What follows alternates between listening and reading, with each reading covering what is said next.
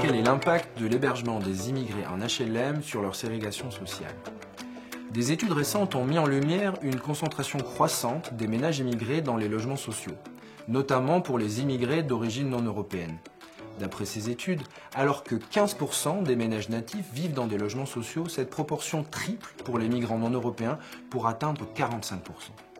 Cependant, si ce chiffre semble important, les immigrés restent largement minoritaires sur l'ensemble du parc. Ils ne représentaient en 2012 que 22% des habitants en logements sociaux sur la France entière. En fait, si l'on regarde en détail, les effets des logements sociaux sur la ségrégation dépendent de la manière dont ils sont répartis entre les quartiers de nos villes. En pratique, le nombre d'immigrés non européens a progressé beaucoup plus vite dans les quartiers où se situent des grands ensembles et où la population est composée majoritairement, mais pas seulement, d'habitants en logements sociaux.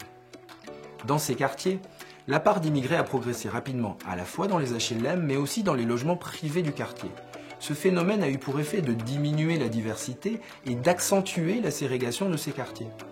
De notre côté, une bonne moitié des immigrés non européens hébergés en logement social vivent dans des cités de taille plus modeste et sont logés dans des quartiers où les logements sociaux sont minoritaires.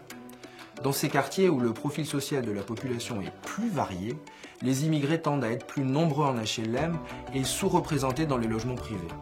Ce phénomène a pour effet d'augmenter la diversité de la population du quartier et de diminuer la ségrégation. À l'arrivée, la progression de la part d'immigrés en HLM a eu des effets ambigus sur leur ségrégation.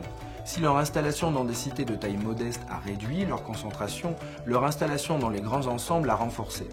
Notamment parce que dans le même temps, le nombre de natifs dans les logements privés de ces quartiers a chuté. Cela suggère que lorsque l'on construit des HLM, il faut faire attention autant à leur répartition entre quartiers, qui est le facteur qui façonne le plus la mixité sociale, qu'à la quantité de logements offerts.